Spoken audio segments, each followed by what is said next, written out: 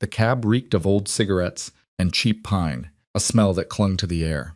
Ava pressed her head to the cool glass of the window, seeing a city she didn't recognize flash by in a blur of gray. The buildings were drab, the streets tight, and the people moved with a purpose that made her feel like an outsider. Because she was. At 20 years old, she was being delivered like cargo. She could still see her father at the kitchen table, his hand trembling as he held a glass of something strong. He couldn't even meet her eyes when he said it. "You're getting married." She had actually laughed, a sharp, disbelieving sound. To who? Mikhail Petrov. Back then, the name was just a name. Now, it was her entire world.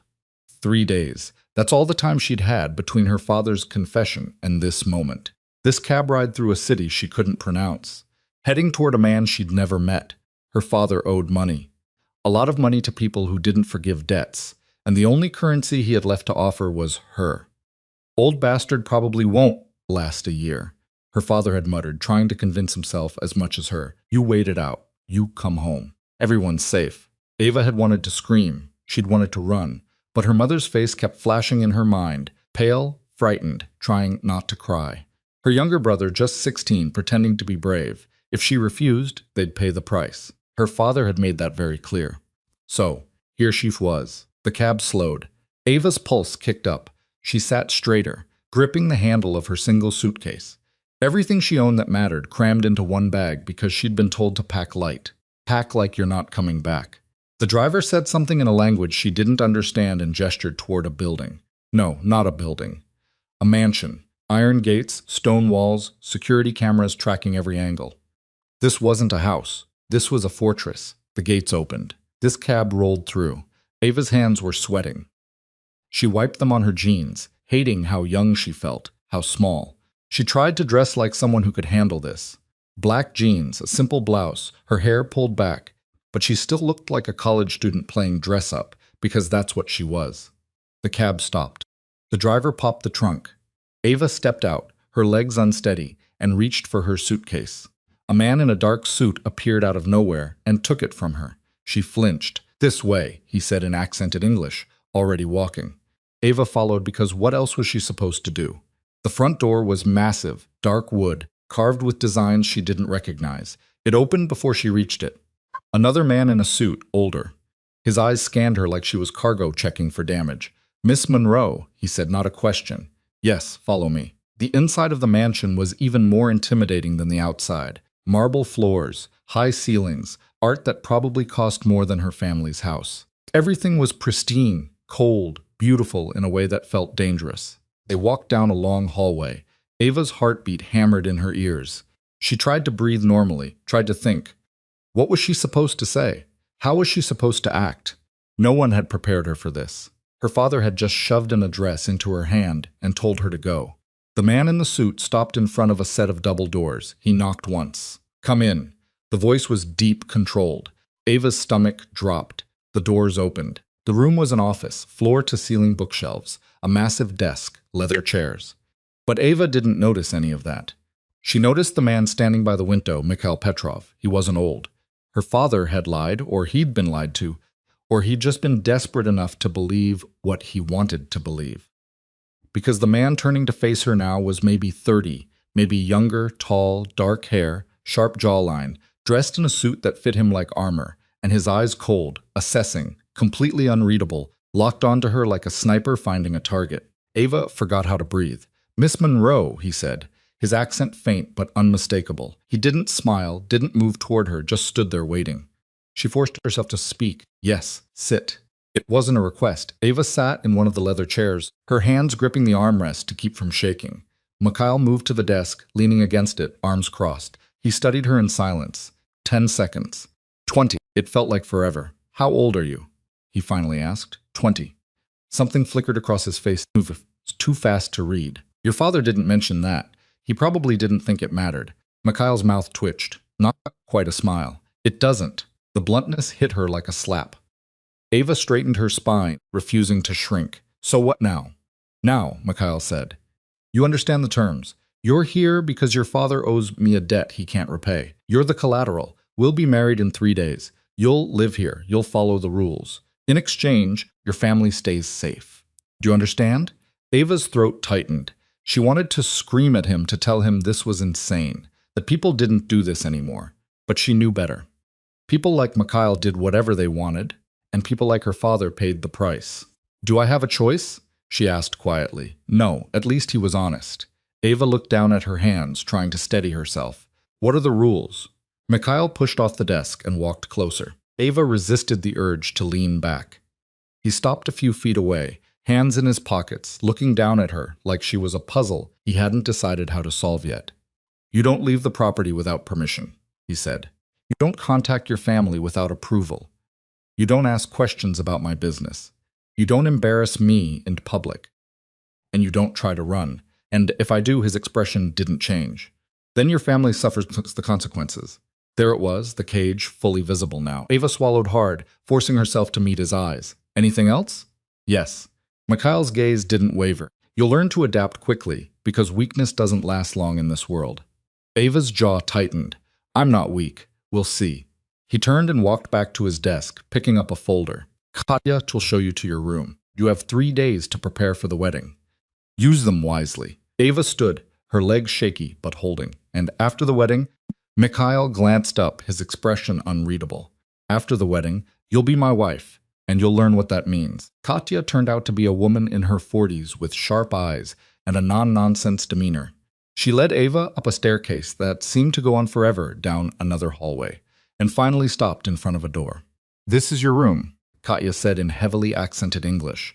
"Bathroom through there. Closet is full. Dinner's at 7. Don't be late." She left before Ava could respond. Ava stepped inside and closed the door behind her. The room was bigger than her entire apartment back home. King-sized bed, sitting area, massive windows overlooking the estate grounds. It was beautiful. It was a prison. She dropped her suitcase on the floor and sat on the edge of the bed, her hands shaking now that she was alone. This was real. This was happening. In 3 days, she'd be married to a man she didn't know in a world she didn't understand. With no way out, Ava pressed her palms against her eyes, willing herself not to cry. Crying wouldn't help. Panicking wouldn't help. She needed to think. Mikhail Petrov, mafia boss, dangerous, powerful, and young. Way too young to be the dying old man her father had described, which meant her father had either been fed bad information or had been too desperate to care about the truth. Either way, Ava was stuck. She stood and walked to the window. The estate stretched out below her. Manicured gardens, high walls, guards patrolling the perimeter. No chance of running. Even if she made it past the guards, where would she go? She didn't know the city, didn't speak the language, didn't have money or contacts or anything that could help her survive out there. Her only option was to play along, at least for now. Ava turned away from the window and started unpacking. She had 3 days to figure out how to survive this. 3 days to learn the rules, read the room, find the cracks in the system. She wasn't weak. She wasn't helpless. And she sure as hell wasn't going to let Mikhail Petrov break her. Dinner was worse than she'd imagined. Ava arrived at the dining room at exactly 7, wearing the only dress she'd packed. Simple, dark, nothing fancy. The room was massive, the table long enough to seat 20 people. But only 2 places were set, one at the head of the table, one to the right. Mikhail was already seated. Ava hesitated in the doorway. He looked up, his expression unreadable, and gestured to the empty chair. "Sit." She sat. A server appeared immediately, placing plates in front of them. Some kind of roasted meat, vegetables, bread. It smelled amazing. Ava's stomach growled. She hadn't eaten since breakfast, too nervous to keep anything down. Mikhail picked up his fork. Ava did the same. They ate in silence. It was unbearable. Ava focused on her plate, cutting her food into smaller and smaller pieces, chewing slowly, trying not to make noise. Across from her, Mikhail ate with the kind of efficiency that suggested he had better things to do than sit here with her.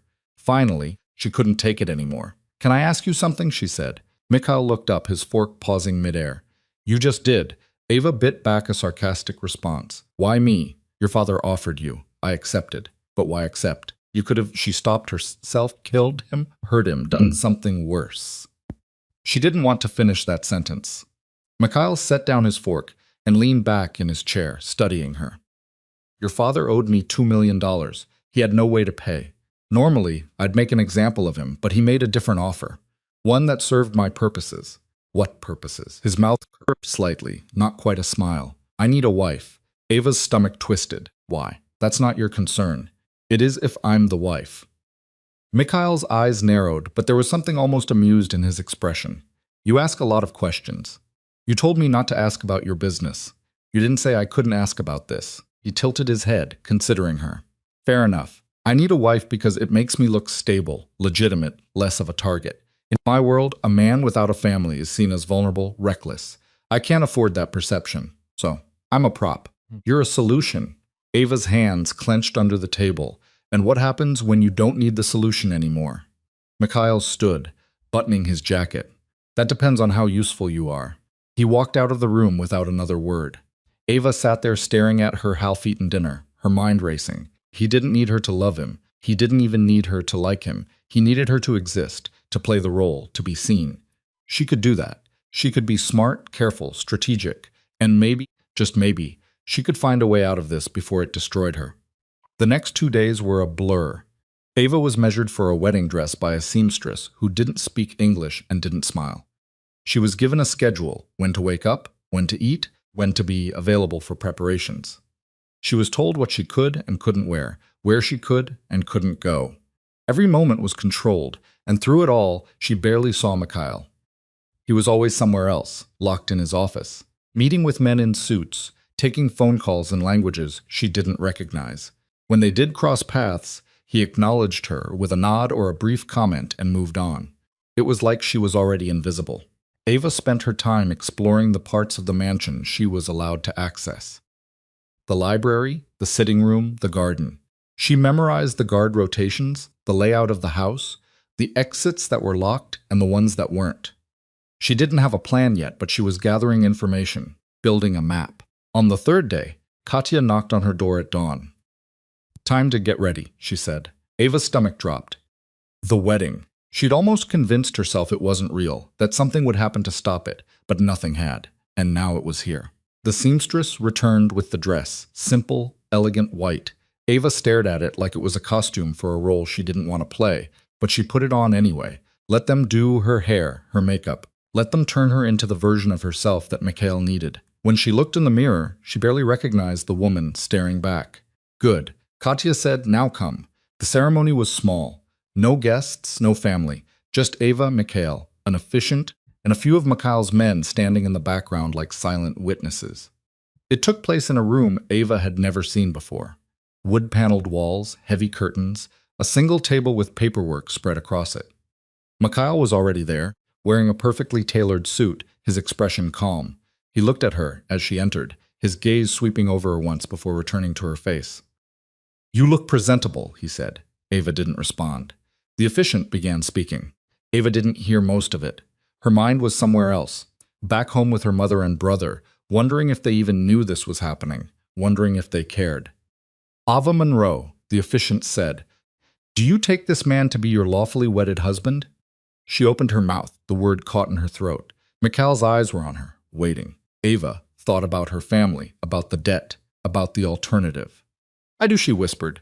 Mikhail Petrov, do you take this woman to be your lawfully wedded wife? I do. Then by the power vested in me, I pronounce you husband and wife. No kiss, no celebration, just paperwork. Mikhail signed his name, then handed the pen to Ava. She signed hers, and just like that it was done. She was Mrs. Petrov. Mikhail turned to his men. Leave us. They filed out without a word. The officiant followed, the door closed. Ava stood there, still holding the pen, her hand trembling. Mikhail stepped closer. It's done, I know. Do you understand what that means? Ava looked up at him, her jaw tight. That I'm stuck here, that I belong to you now. Something shifted in his expression. You don't belong to me. You're bound to me. There's a difference. Is there? Mikhail reached out and took the pen from her hand, setting it on the table. You'll learn. That night, Ava expected the worst. She'd heard stories, read books, seen movies. She knew what happened on wedding nights, especially in marriages like this. She'd prepared herself, or at least tried to. But when Mikhail showed her to a different room, larger, more private, he stopped at the door. This is where you'll sleep, he said. Ava blinked. And you? I have my own room. But I don't need to consummate this marriage tonight, Mikhail said, his tone flat. Or any night for that matter. That's not what this is about. Ava stared at him, confused. Then what is it about? Mikhail's eyes met hers, And for the first time, she saw something other than cold calculation, something almost human. Survival, he said, for both of us. He left her standing there alone in a room that was supposed to be theirs, trying to make sense of what had just happened. The days that followed were strange. Mikhail kept his distance. He was polite but detached. He gave her space but made it clear she wasn't free. He introduced her to his world in small doses. Dinners with business associates, brief appearances at events where she was expected to smile and say nothing. She played the role. She didn't have a choice. But she also started paying attention. She learned names, faces, relationships. She listened to the way people talked to Mikhail, the way they looked at him. Fear, respect, calculation. Everyone wanted something from him, and he gave them nothing unless it served his purpose. Ava also started noticing the cracks. Mikhail was powerful, yes, but he was also tired. She saw it in the way his shoulders tensed during certain phone calls, the way his jaw tightened when someone mentioned a name she didn't recognize. He was fighting battles she couldn't see, and he was doing it alone. One night, about a week after the wedding, Ava found him in the library. He was sitting in a leather chair, a glass of whiskey in his hand, staring at nothing. She almost turned around and left, but something stopped her. "Can't sleep?" she asked. Mikhail glanced up, surprised to see her. "I could ask you the same thing. I'm still getting used to this place." He nodded, taking a sip of his drink. "It takes time." Ava walked closer, stopping a few feet away. "Can I ask you something? You're going to anyway?" "Why did you really marry me?" Mikhail was quiet for a long moment. Then he set down his glass and looked at her. "Because I needed someone who couldn't betray me. How do you know I won't? Because if you do, your family dies. You won't risk that." Ava's chest tightened. "You're right. I won't. I know." She sat down in the chair across from him, folding her hands in her lap. "So what now? I just exist here. Play the role. Pretend this is normal?" Mikhail leaned back, his expression unreadable. "For now, yes, but that will change how. You'll see." 3 weeks after the wedding, Mikhail made an unexpected announcement at breakfast. "You're going to start training." Ava looked up from her coffee. "Training for what?"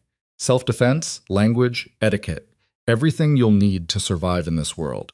She frowned. "I thought you just needed me to stand there and look pretty." Mikhail's mouth twitched. "That's part of it, but it's not enough. If you're going to be my wife, you need to be more than decoration. You need to be capable." Ava wasn't sure whether to be offended or intrigued. "Why?" "Because I won't always be there to protect you, and because weakness is a liability." He stood buttoning his jacket. "Your first session is in an hour. Don't be late." He walked out, leaving Ava sitting there, trying to process what had just happened. Training. He was going to train her. She didn't know whether to be grateful or terrified. The training was brutal. The self-defense instructor was a man named Alexei, mid-40s, built like a tank with a scar running down the side of his face. He didn't speak much English, but he didn't need to. His instructions were clear. Learn to fight or get hurt trying. Ava got hurt a lot. Bruises bloomed across her arms and ribs. Her muscles screamed. She fell more times than she could count. But she got back up every time because something had shifted inside her. She wasn't just trying to survive anymore. She was trying to prove something to Mikhail, to herself. The language lessons is a word, but no less exhausting. A tutor named Ina drilled her on vocabulary, grammar, pronunciation.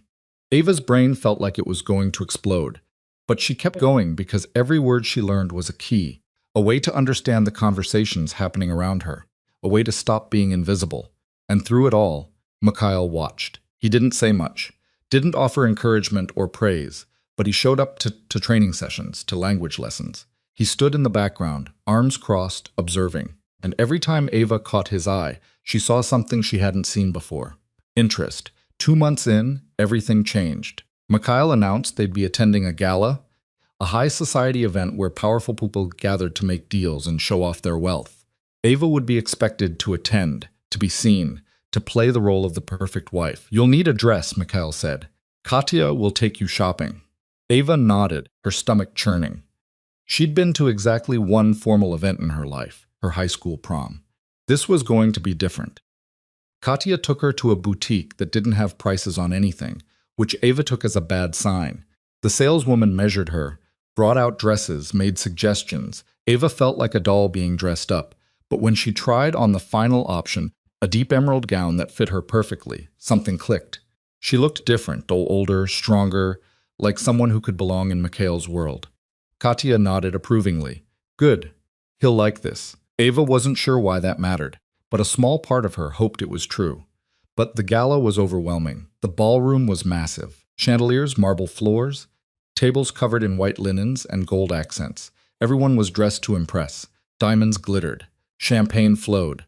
And everywhere Ava looked, people were watching. Mikhail kept her close. His hand rested lightly on the small of her back as they moved through the crowd. A subtle claim. He introduced her to people whose names she forgot immediately, whose smiles didn't reach their eyes. This is my wife, Ava, he said again and again, and every time she smiled, nodded, played the part. But she also listened. She caught fragments of conversations, business deals, alliances, threats disguised as pleasantries. This wasn't just a party, it was a battlefield. Halfway through the evening, a man approached them, tall, silver-haired, with a smile that made Ava's skin crawl. Mikhail, the man said in accented English. I didn't know you'd remarried. Even, Mikhail replied, his tone neutral. This is Ava. Ivan's eyes swept over her, lingering too long. Charming, though. I'm surprised you chose someone so young. Ava felt Mikhail's hand tighten slightly on her back. A warning to her or to Ivan? She wasn't sure. Youth has its advantages, Mikhail said calmly. Ivan laughed. I'm sure it does.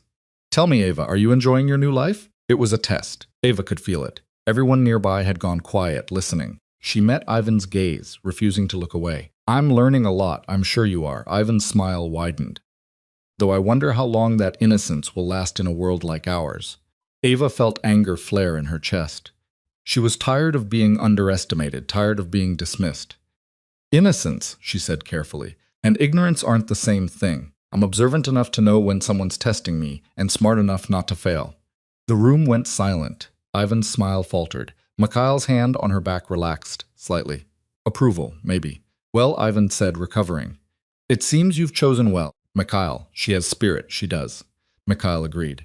Ivan nodded and walked away. The moment he was gone, the conversations around them resumed. Mikhail leaned down, his mouth close to her ear. That was reckless. He insulted me. He was testing you, and you passed. But don't make a habit of drawing attention. Ava turned to look at him. You wanted me to be capable. I'm trying. Mikhail's expression softened, just barely. I know, bored. The rest of the night passed without incident, but Ava felt different, like something had shifted. She wasn't invisible anymore. She'd spoken up, made herself seen, and Mikhail had let her. On the drive home, he was quiet. Ava stared out the window, replaying the evening in her mind. You surprised me tonight, Mikhail said finally. Ava glanced at him. Good or bad? Both, she frowned. What does that mean? Mikhail looked at her, his expression unreadable. It means you're more than I expected, and that complicates things. How? He didn't answer, just turned back to the window. But Ava didn't need an answer. She'd seen the way he looked at her tonight. Not like property, not like a solution, like a person, and that terrified her more than anything else. The weeks that followed, the gala felt different. Ava couldn't pinpoint exactly what had changed, but something had. Mikhail was still distant, still controlled, but there were moments, brief, fleeting, where the wall between them seemed thinner. He started joining her for breakfast more often. Not every day, but enough that it became a pattern. They didn't talk much. Mikhail would read reports on his tablet while Ava worked through her language exercises. The silence punctuated only by the clink of silverware and the occasional question from Irina about pronunciation. But it was something, a routine that felt almost normal. The training continued. Alexa pushed her harder each session, and Ava's body adapted. The bruises faded faster. Her reflexes sharpened. She learned to anticipate his moves, to counter instead of just defend. One morning, she actually managed to flip him, a move she'd practiced 100 times, but never successfully executed. Alexei hit the mat with a grunt, then looked up at her with something that might have been respect. Again, he said. Ava's lungs burned, sweat dripping down her spine, but she got into position again. Mikhail was watching from the doorway. She didn't know how long he'd been there, but when she glanced over, he gave her a single nod before walking away. That nod meant more than it should have. The language lessons were paying off too. Ava could understand fragments of conversations now, enough to know when people were talking about her, or about Mikhail, or about things they thought she couldn't comprehend. She kept her face neutral, filed away the information, and said nothing. Irina noticed. "You're a fast learner," she said one afternoon, closing her textbook, faster than most. "I'm motivated," Ava replied. "Yes, I can see that." Irina studied her for a moment. "Can I give you some advice?" Ava nodded. "Be careful how much you let them see. In this world, knowledge is power, but showing what you know too soon can be dangerous." "Who's them?" Irina smiled faintly. "Everyone." The conversation stuck with Ava. She started being more deliberate about what she revealed. She'd nod along in conversations she fully understood, pretending ignorance. She'd ask questions she already knew the answers to, gauging reactions. She was learning to play a different kind of game. And Mikhail noticed. One evening, he called her into his office. Ava knocked and entered, finding him seated behind his desk, a glass of whiskey in front of him. "Sit," he said. She sat. Mikhail leaned back in his chair, studying her. "You're doing well with the training, the language." "Thank you." Ivan sent a message. Ava's stomach tightened. "The man from the gala. What did he say?" "He wants to meet privately. He mentioned you specifically." "Why?" Mikhail's jaw tightened almost imperceptibly. "Because you made an impression. He wants to know if you're an asset or a liability. And what do you think I am?" "I think you're becoming something I didn't anticipate." Ava wasn't sure how to respond to that. "Is that a problem?" "It could be." Mikhail took a sip of his drink. "Or it could be useful. I haven't decided yet." The honesty caught her off guard. "So, what happens with Ivan? I'll handle it, but you need to understand something." Mikhail sat down his glass and leaned forward. "The people in my world don't respect weakness. They respect strength, intelligence, and loyalty. You showed the first two at the gala, but the third is what they'll question because you didn't choose this life. You were forced into it. So, they'll assume I'll betray you eventually." "Yes." Ava met his gaze. "Will I?" Mikhail's eyes narrowed. "That's what I'm trying to figure out." The weight of his scrutiny pressed down on her. Ava forced herself to stay calm, to hold his stare. "I won't betray you. Not because I'm loyal to you, but because I'm loyal to my family. As long as they're safe, I'll play my part. And if they weren't safe?" The question hung in the air like a blade. Ava's throat went dry. "Then I'd have nothing to lose." Mikhail's expression didn't change, but something flickered in his eyes. "Good. At least you're honest." He dismissed her with a wave of his hand. Ava stood and walked to the door, her heart pounding. "Ava." She turned. Mikhail was watching her, his expression unreadable. "Don't mistake my respect for trust. You haven't earned that yet." "I know," she said quietly. She left the office, closing the door behind her, and leaned against the wall for a moment, trying to steady her breathing. This was a test. Everything was a test, and she couldn't afford to fail. The following week, Mikhail announced they'd be attending another event, this time a private dinner at Ivan's estate. Ava's stomach dropped when he told her. "Why are we going?" she asked. "Because refusing would signal weakness, and because I need to see what he wants." "And what do you need me to do?" Mikhail looked at her, his expression serious, but "Be yourself, the version you were at the gala. Smart, observant, but don't overplay it. Ivan is dangerous. He'll use anything you give him." Ava nodded, her mind already spinning through scenarios. The night of the dinner, Ava dressed carefully. A deep navy dress, simple jewelry, her hair pulled back in a way that made her look older. She studied herself in the mirror, trying to see what Mikhail saw, what Ivan would see. She didn't look like a scared 20-year-old anymore. She looked like someone who could hold her own. Mikhail was waiting downstairs, dressed in a dark suit, his expression calm. He glanced at her and nodded once. "Let's go." Ivan's estate was even more extravagant than Mikhail's. Sprawling gardens, marble statues, a fountain lit up like something out of a movie. The house itself was a monument to wealth and excess. A butler greeted them at the door and led them to a dining room, where Ivan was already seated at the head of a long table. He stood when they entered, smile sharp. "Mikhail, Ava, welcome."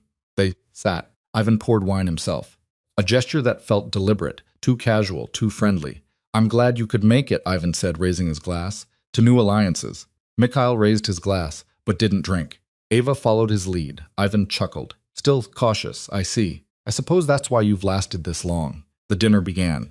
The food was elaborate, course after course, each more excessive than the last. Ava ate sparingly, her attention divided between the conversation and the room itself. Guards posted at every exit, security cameras in the corners. This wasn't just a dinner, it was a display of power.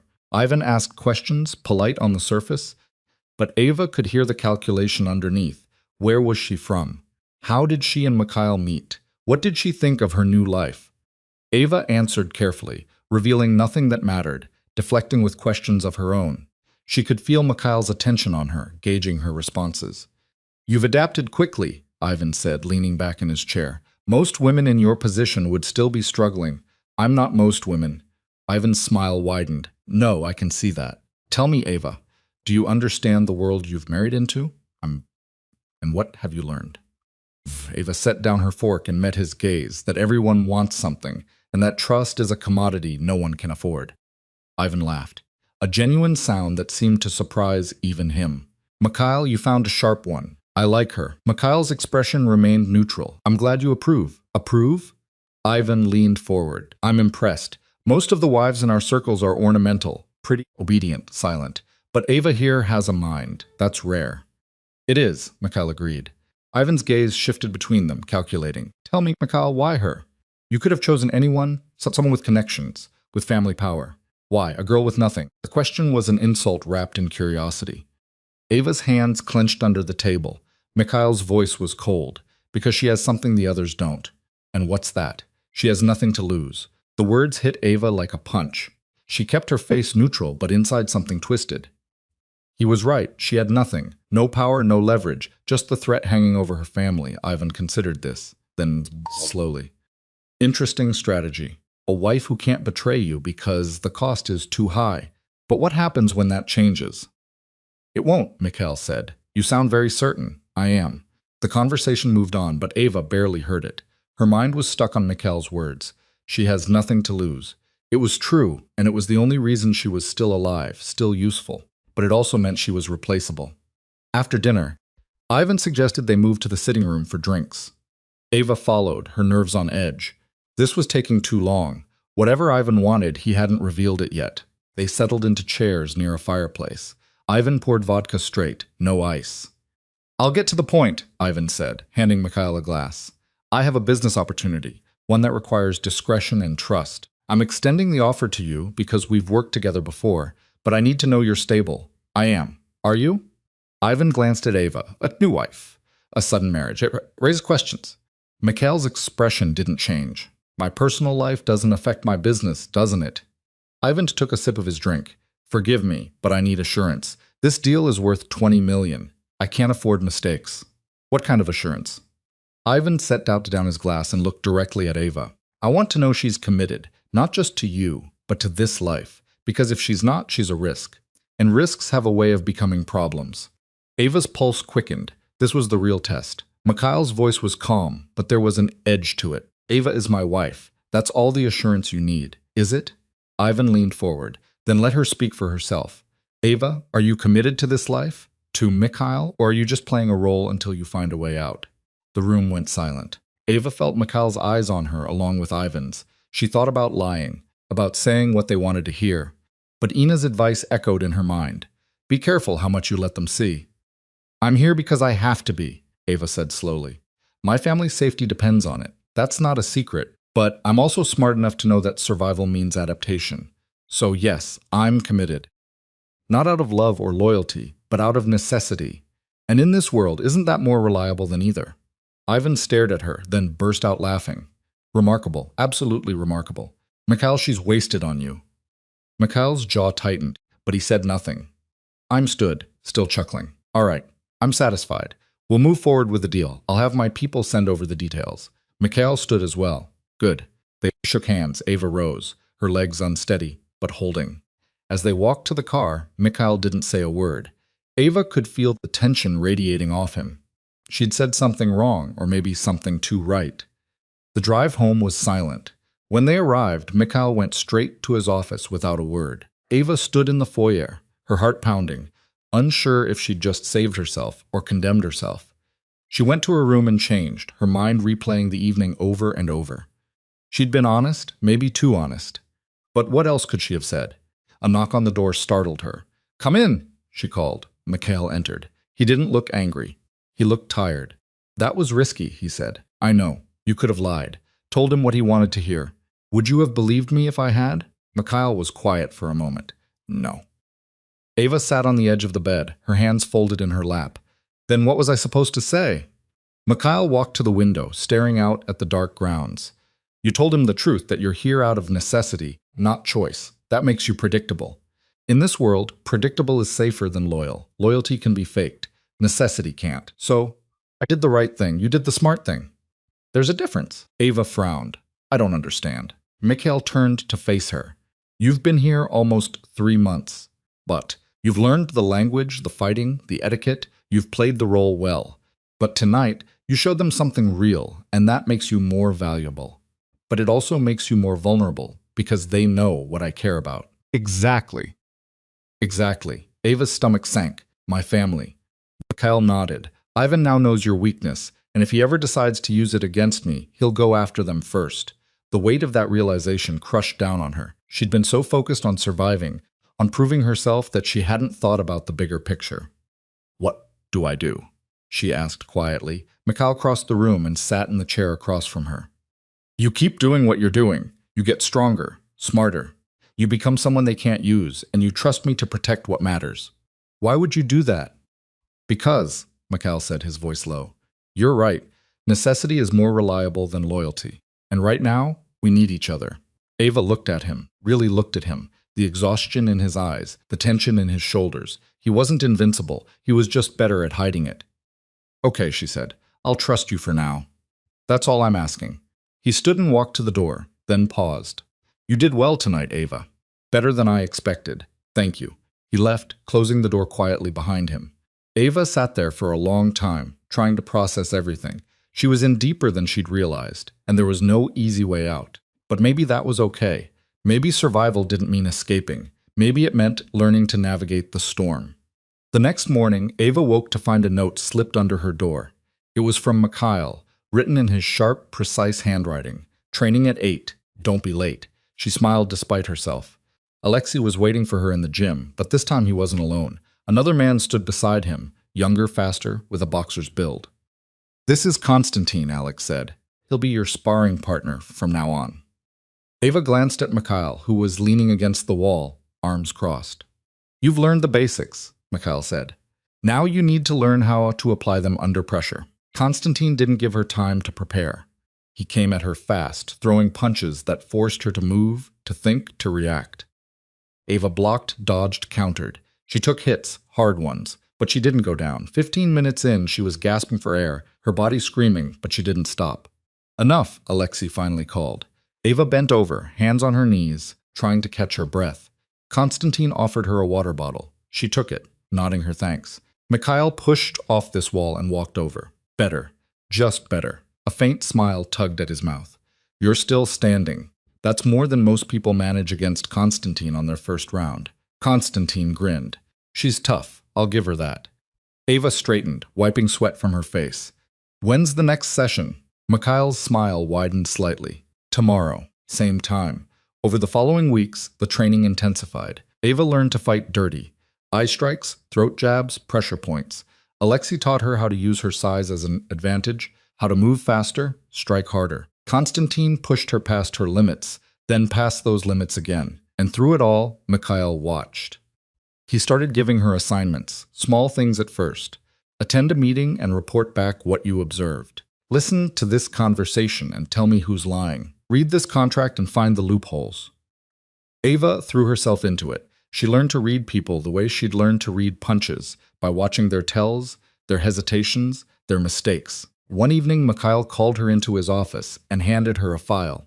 What's this? She asked. A test. Ava opened the file. Inside were documents, financial statements, contracts, communications, all in the language she'd been learning.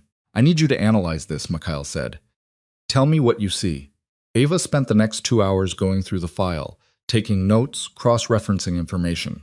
When she was done, she handed her analysis to Mikhail. He read it in silence, his expression unreadable. Then he looked up. You found the discrepancy. The offshore account. Someone's been skimming. Mikhail nodded slowly. It took my accountant 3 weeks to find that. You found it in 2 hours. Ava wasn't sure if that was a compliment or a concern. What happens now? Now I deal with the person responsible. And you've just proven you're more than capable of handling real work. From that point on, Mikhail started including her in more. She sat in on meetings, not as decoration, but as an observer. He'd ask her opinion afterward, testing her judgment. She learned the names of his associates, his enemies, his allies. She learned how deals were made and broken. And slowly the dynamic between them shifted. They started talking. Real conversations, not just instructions and reports. Mikhail told her about his childhood, growing up in a world where weakness meant death, where trust was a luxury no one could afford. He didn't share everything, but he shared enough that Ava started to see him differently. Not as a monster, not as a savior, just as a man trying to survive in a world that wanted to destroy him. And Ava told him things too about her family. Her father's drinking, her mother's quiet desperation, her brother's dreams of college that would probably never happen. She didn't tell him everything either, but she told him enough. One night, about 4 months after their wedding, they were sitting in the library. Mikhail was reviewing contracts. Ava was reading a novel in the language she'd been learning, her brow furrowed in concentration. "You're getting better," Mikhail said without looking up. Ava glanced at him. At reading it everything, she sat down the book. "Is that a good thing?" Mikhail finally looked at her. "It's necessary. That's not an answer." He leaned back in his chair, studying her. "You're not the same person I married 4 months ago. Neither are you." Mikhail's eyebrow raised slightly. "How so?" Ava chose her words carefully. "You're less guarded. Not by much, but enough that I notice." "And why do you think that is?" "Because I'm not a threat anymore. Or maybe because you've decided I'm worth the risk." Mikhail was quiet for a long moment, maybe both. The admission hung between them, fragile and dangerous. Ava's pulse quickened. This was new territory, uncharted. "What happens now?" she asked softly. Mikhail stood, walking to the window. "That depends on you." "On me?" He turned to face her. "You've proven yourself capable, intelligent, strong. But there's still a choice you haven't made." "What choice?" Mikhail crossed the room, stopping a few feet from where she sat. "Whether you want to stay in this world or whether you're still just surviving until you can leave." Ava's breath caught. "I can't leave. My family, your family is safe. I've made sure of that. The debt is paid. They're protected. You could leave tomorrow if you wanted to." The words hit her like a slap. "What?" "The debt was settled 2 months ago. I didn't tell you because I wanted to see what you'd do, whether you'd stay because you had to or because you chose to." Ava stood, her mind reeling. "You've been lying to me for 2 months. I've been testing you." Anger flared in her chest. "Testing me? You bastard. You let me think. I let you think exactly what you needed to think to survive, and you did. You're still here because I thought I had to be, and now you don't." Mikhail's voice was calm, maddeningly calm. "So, what are you going to do?" Ava stared at him, her hands shaking. She could leave right now, pack her bags and go. Her family was safe. She didn't owe Mikhail anything. But even as the thought formed, she knew it wasn't that simple. She'd spent 4 months learning this world, building skills, proving herself. She'd become someone different, someone stronger. And Mikhail, damn him, had seen that, had pushed her to become that person. "I hate you right now," she said quietly. "I know you manipulated me. Yes, and you don't even feel bad about it." Mikhail's expression softened slightly. "I do, actually. But I needed to know if you'd stay by choice. Because if you're going to be part of this world, it has to be your decision, not mine." Ava closed her eyes, trying to steady herself. "Why does it matter?" "Because I'm asking you to stay. Not as someone I own, but as someone I choose to have beside me." She opened her eyes. Mikhail was watching her, his guard down in a way she'd never seen before. "What are you saying?" she whispered. "I'm saying this started as a transaction, but it doesn't have to stay that way. You've proven you belong here, and I want you to stay. Not because you have to, but because you want to." Ava's heart was racing. This was insane. All of it. But somehow, standing there in that library, looking at Mikhail Petrov, the man who'd bought her, controlled her, pushed her, she realized something terrifying. She didn't want to leave. Not because she loved him. She wasn't sure she even liked him most days, but because she'd found something here. Power, purpose, a version of herself she never knew existed. "If I stay," she said slowly, "it's on my terms." "What terms?" "I'm not your property. I'm your partner equal. You don't make decisions about my life without me, and you sure as hell don't lie to me again." Mikhail's mouth curved into a smile. "A real one. Deal." He held out his hand. Ava stared at it for a moment, then took it. They shook, and something between them clicked into place. Not love, not yet, but something that could become it, or something just as dangerous.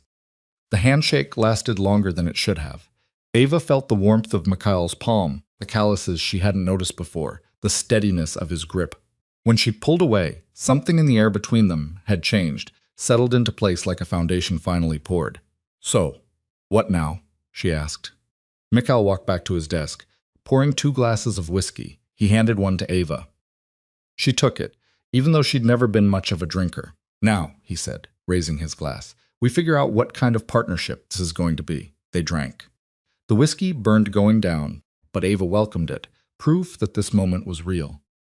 Over the next few weeks, Mikhail kept his word. He started including her in decisions, real ones, not just tests. When a shipment deal went south, he asked her opinion on how to handle it. When a rival family made overtures about a potential alliance, he wanted her assessment of their intentions. Ava threw herself into it. She studied the players in Mikhail's world like she was preparing for an exam. She learned who owed what to whom, which alliances were solid, and which were held together by nothing but fear. She sat in on meetings where men twice her age talked about millions of dollars like it was pocket change. And she listened, cataloging every word. But she also pushed back when she disagreed, and Mikhail, to her surprise, listened. "You're making a mistake," she said one evening after he'd outlined a plan to cut ties with the supplier who'd been skimming product. Mikhail looked up from the contract he was reviewing. "Explain. If you cut him off completely, he'll go to your competitors. He knows too much about your distribution network. Better to keep him close, reduce his access gradually, make him think he's still valuable while you build a replacement pipeline." Mikhail considered this. That takes time. Less time than rebuilding from scratch after he sells everything he knows to Ivan or whoever else will pay. A slow smile spread across Mikhail's face. "You're learning to think like them." "Like you," Ava corrected. "Is there a difference?" She didn't answer that. Mikhail took her advice. The supplier stayed on. His role slowly diminished. His access carefully managed. 6 weeks later, when Mikhail had a new pipeline in place, the man was let go with a generous severance and a very clear understanding of what would happen if he talked. "You were right," Mikhail told her. That night, Ava was sitting in the library, working through a stack of financial reports he'd given her to review. She looked up about what the supplier. "Your way was better." "I know," Mikhail laughed. An actual laugh, not the cold amusement she'd seen him show others. It changed his whole face, made him look younger, human. "You're getting cocky," he said. "I'm getting good." Same thing in this world. Ava set down her pen. "Can I ask you something?"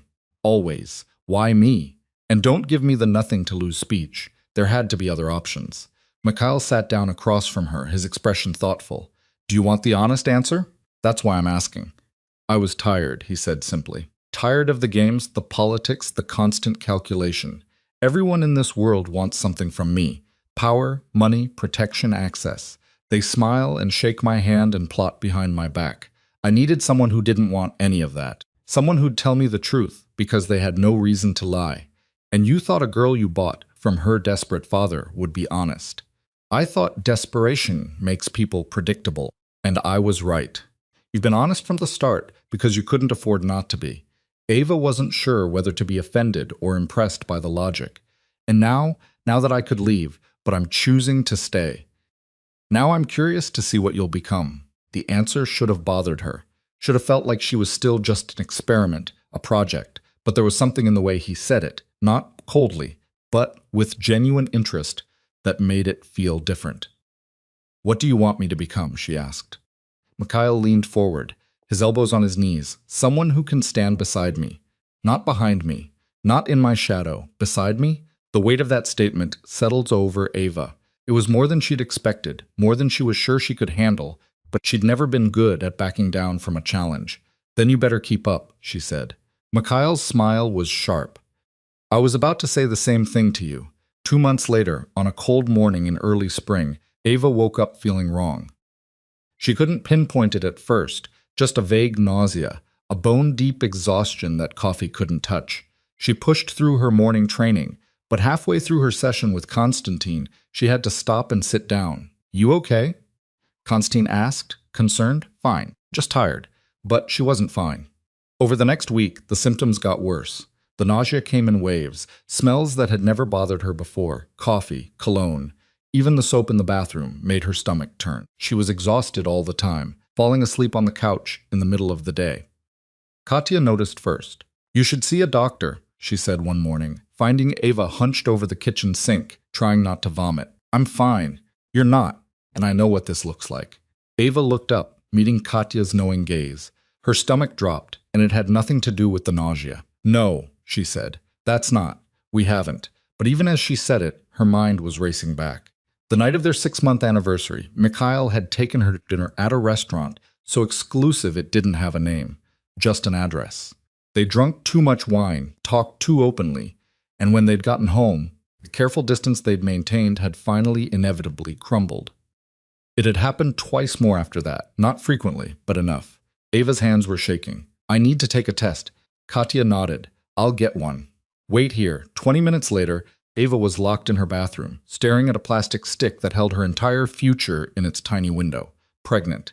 The word felt impossible, foreign, wrong, but the test didn't lie. Neither did the second one or the third.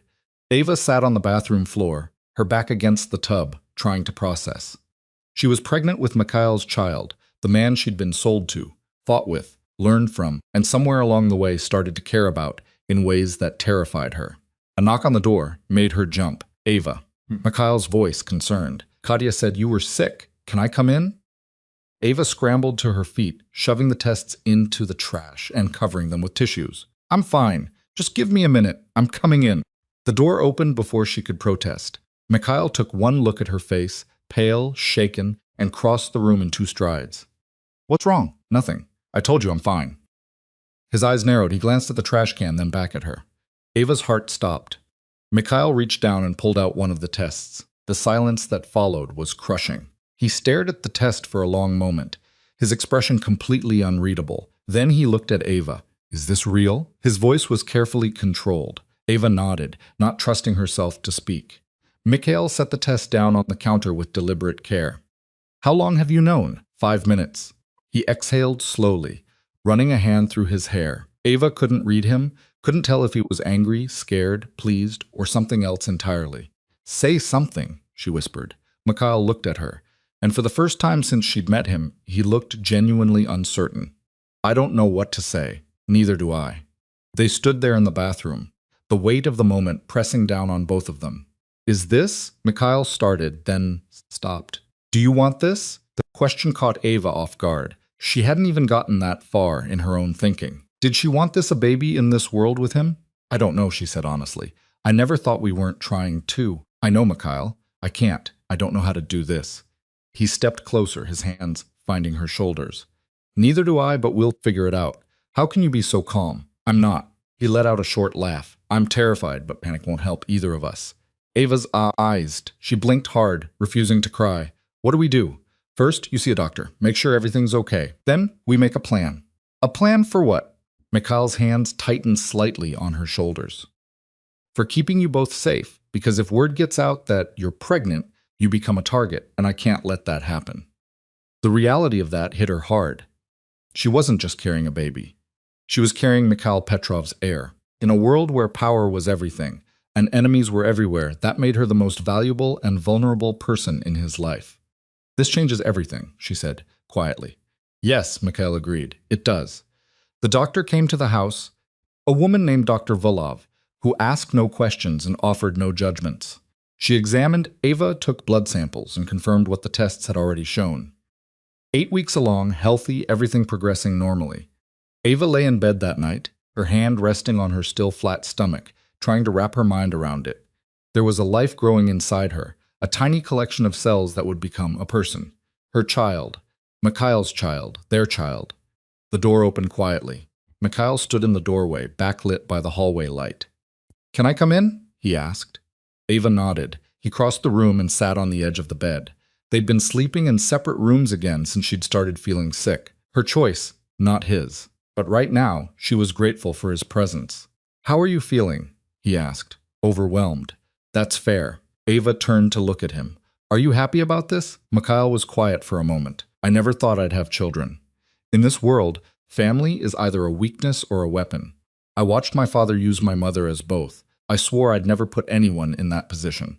And now I'm realizing I don't have a choice. This child exists, and I'll do whatever it takes to protect them. And you?" Ava's throat tightened. "What if I'm not ready for this?" Mikhail reached out and took her hand. His palm was warm, steady. Then we'll figure it out together. Same as everything else. It wasn't a declaration of love, wasn't even close, but it was honest. And right now that meant more than any pretty words could have. Okay, Ava whispered. Okay. He started to stand, but Ava held on to his hand. Stay, just for tonight. Mikhail hesitated, then nodded. He lay down on top of the covers fully dressed, keeping a careful distance, but his hand stayed in hers, and for the first time in weeks, Ava slept soundly. The pregnancy changed things in ways they hadn't anticipated. Mikhail became hypervigilant. Extra guards were posted. Security cameras were upgraded. Ava wasn't allowed to leave the estate without a full security detail. It was suffocating, but she understood. She was carrying something precious now, something that made her a target. But it also gave her a strange kind of power. At meetings, when men dismissed her opinions or talked over her, Mikhail would cut them off. My wife is speaking. You'll listen. And they did. Because she wasn't just Mikhail's wife anymore. She was the mother of his child. And that meant something in this world. Ava's body changed.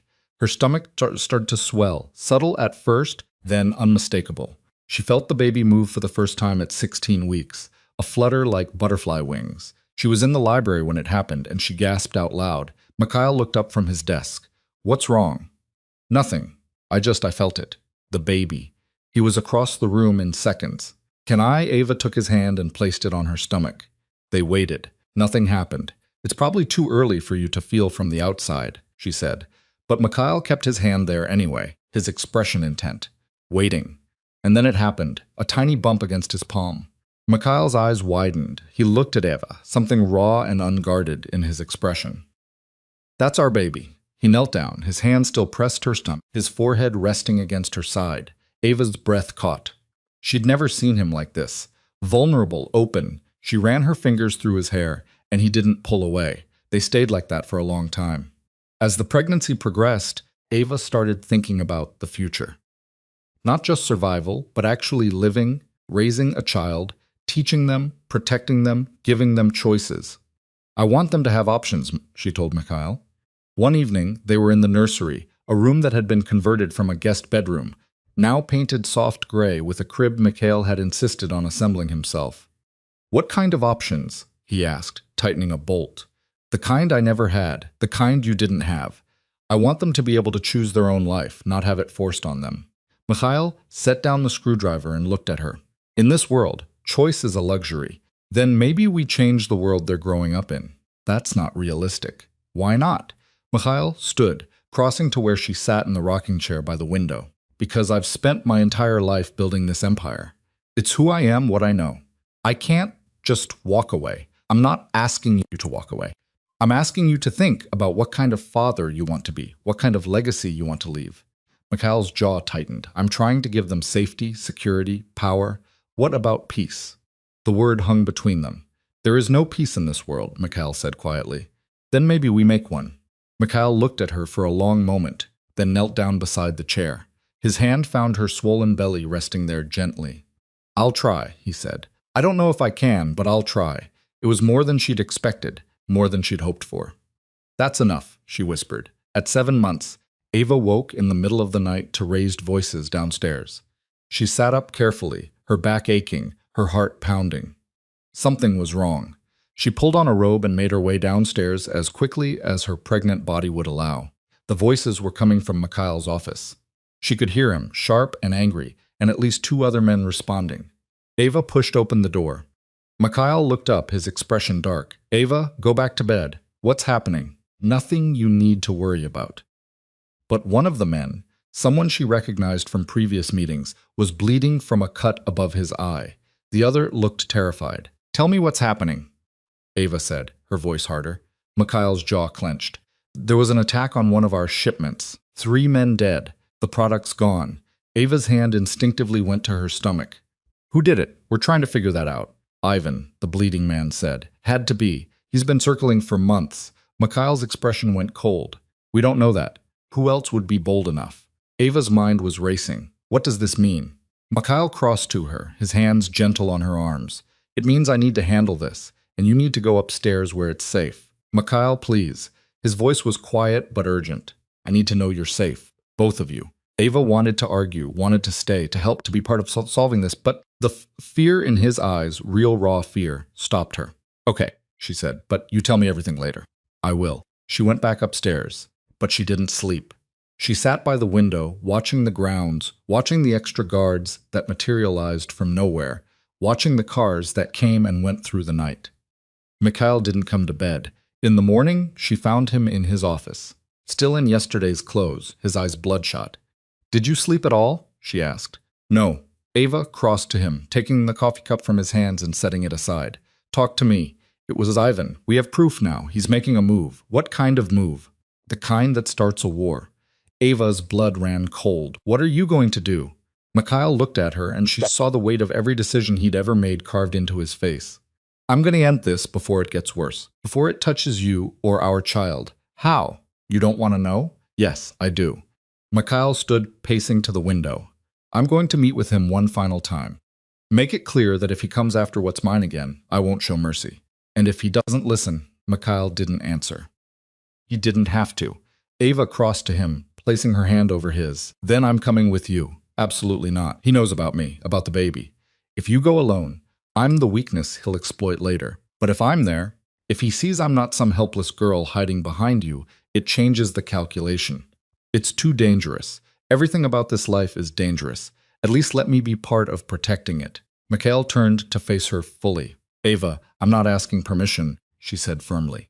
I'm telling you. We're partners, remember? That means I get a say in this. Mikhail stared at her.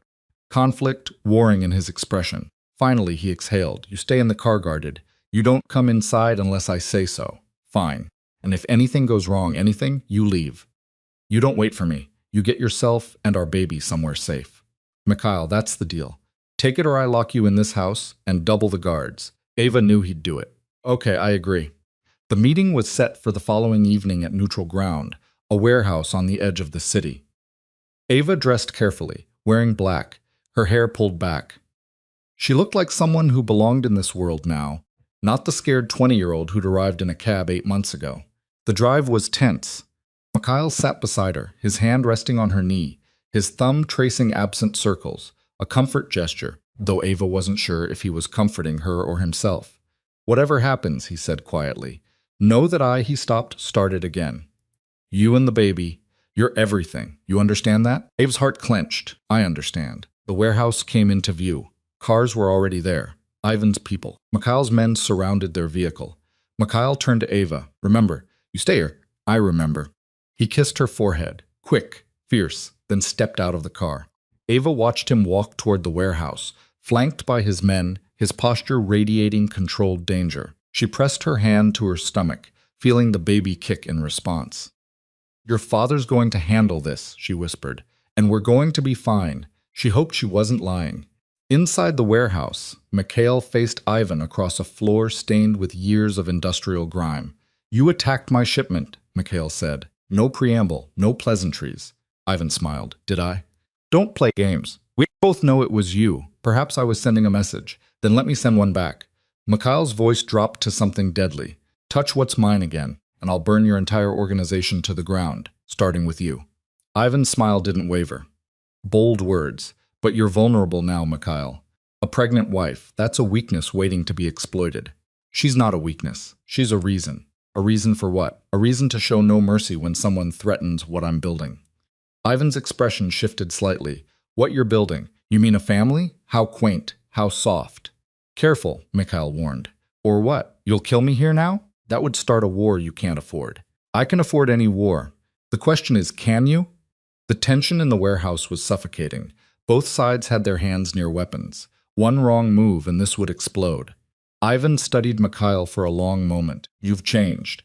The Mikhail Petrov I knew a year ago wouldn't have hesitated. He would have already ended me for what I did. Maybe I've changed. That's what I was afraid of. Ivan stepped forward. So here's my offer. You give me half your territory. I leave you, your wife, and your child alone. You get to play house. I get what I want. Everyone wins.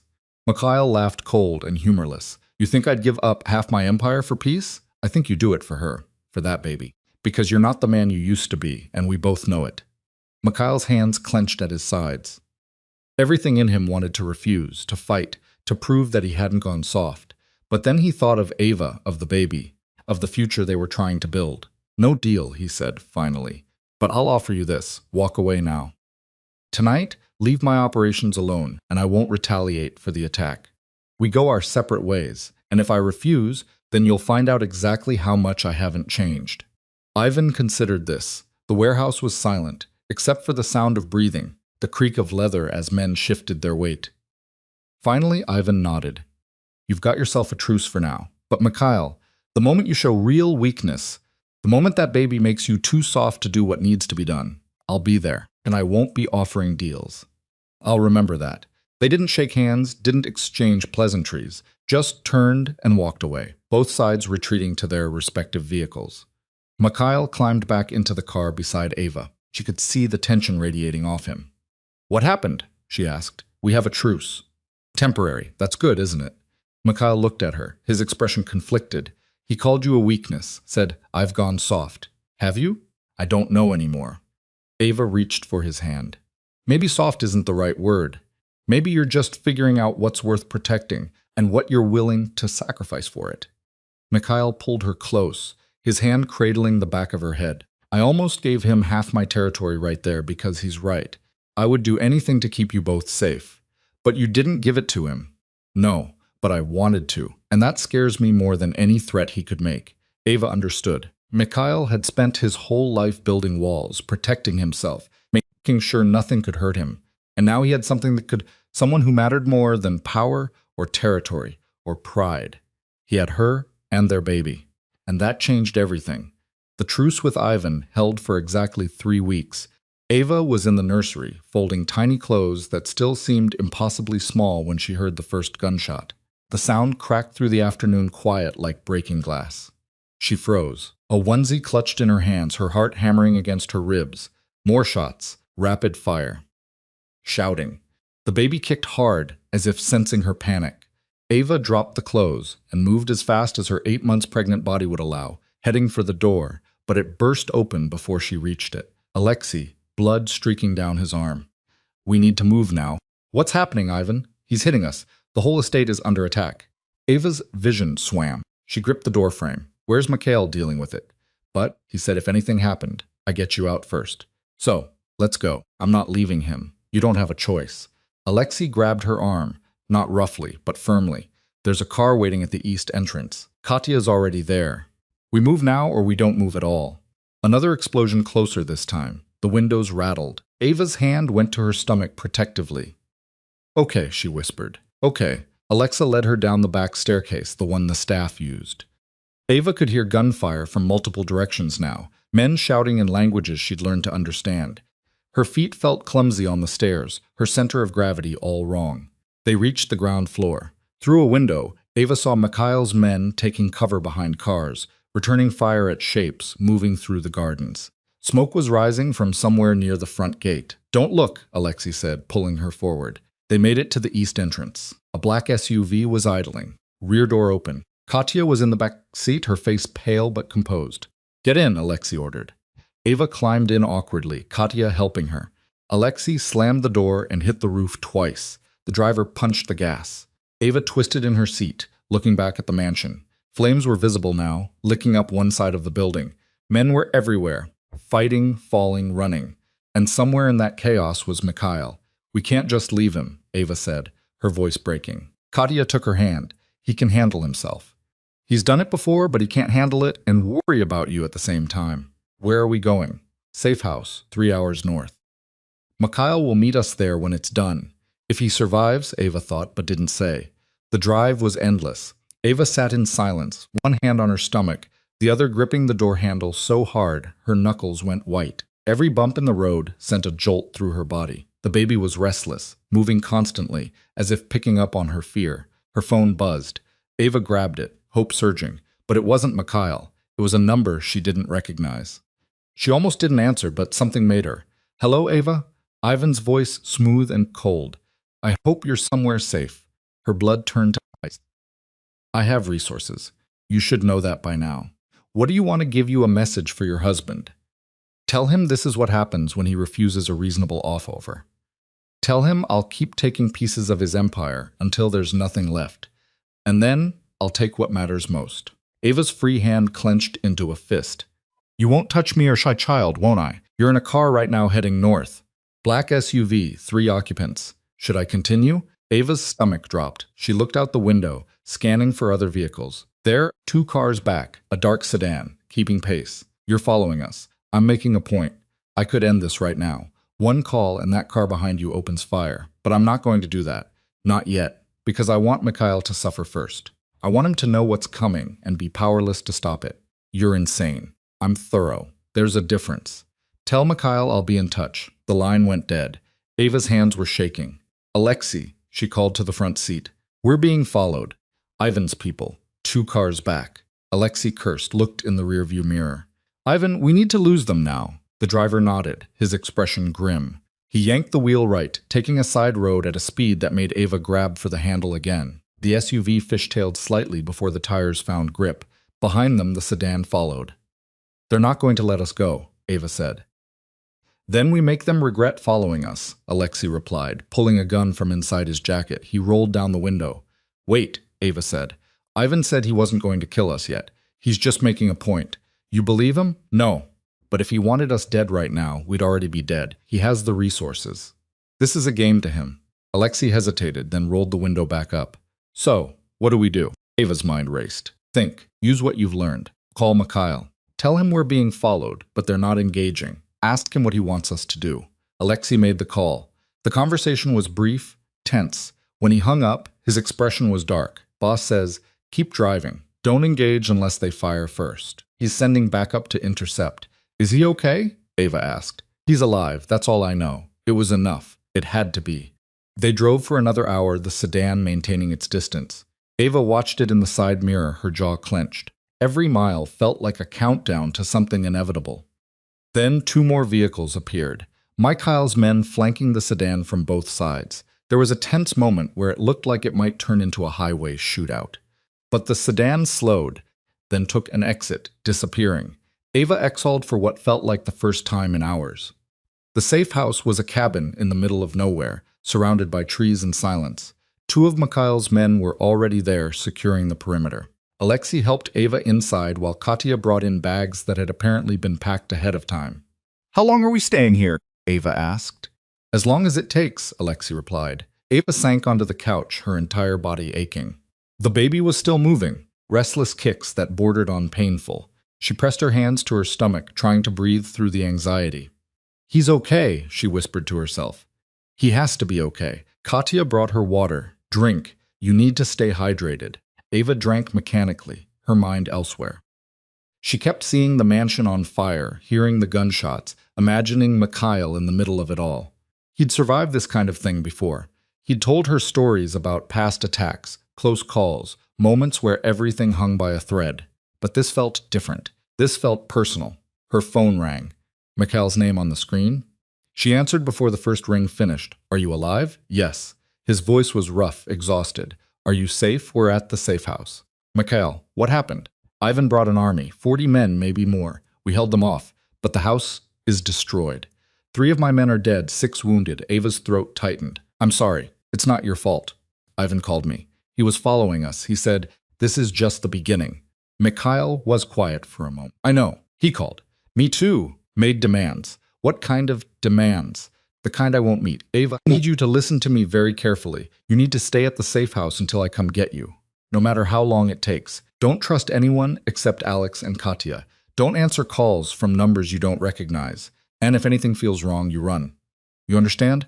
I'm not running without you. Ava, no. We're partners. Remember, we faced this together. Mikhail's exhale was heavy. You're carrying our child. That makes you the priority, not me. And you're the father of that child. So, you're a priority too. Stubborn woman. You knew what you were getting into when you married me. A faint sound that might have been a laugh. Yes, I did. Look, I'm cleaning up here, making sure the perimeter is secure. Then, I'm coming to you. Should be there by morning. Promise? I promise. Ava closed her eyes. Be careful always. After he hung up, Ava sat there, holding the phone, trying to convince herself that everything would be fine, that Mikhail would show up in the morning, that this would end, that they'd figure out a way forward. But deep down, she knew the truth. This wasn't going to end cleanly. Ivan had shown his hand, and Mikhail would have to respond. The question was how far he'd be willing to go. Ava woke the next morning to the sound of cars pulling up outside. She struggled to her feet, her back screaming in protest, and moved to the window. 3 vehicles. Mikhail climbed out of the first one, looking like he'd been through a war, which she supposed he had. She met him at the door. He looked at her for a long moment, then pulled her into his arms carefully, mindful of her stomach, but tight enough that she felt the tension in every muscle. "You're okay," he said against her hair. "So are you." They stood there for a moment, just holding each other. Then Mikhail pulled back, his hands moving to her face. He studied her like he was memorizing every detail. "We need to talk," he said. They sat in the cabin's small kitchen. Mikhail looked worse in the daylight, bruises forming, a cut above his eyebrow, exhaustion carved into every line of his face. "Ivan isn't going to stop," he said without preamble. "Yesterday was a message. Next time will be worse." "So, what do we do?" Mikhail's jaw tightened. "I end this permanently." Ava's stomach clenched. "You mean, kill him?" "Yes." She'd known it was coming. In this world, there weren't many other options. But hearing Mikhail say it out loud made it real. "When?" she asked. "Soon. I'm meeting with my people this afternoon to plan it. But Ava, there's something else you need to know." "What?" "If I do this, there will be consequences. Ivan has allies, people who will retaliate. This could start a war that lasts years, or it could end one before it really begins." Mikhail looked at her, something like pride in his expression. "You've learned to think like them. Like us?" Ava corrected. "I'm part of this world now, for better or worse. I never wanted this for you." "I know, but it's where we are. So, we deal with it." Mikhail reached across the table, taking her hand. "I'm going to keep you safe. Whatever it takes. I know you will, but you need to keep yourself safe, too, because this baby needs a father." She stopped, the words catching in her throat. "You what?"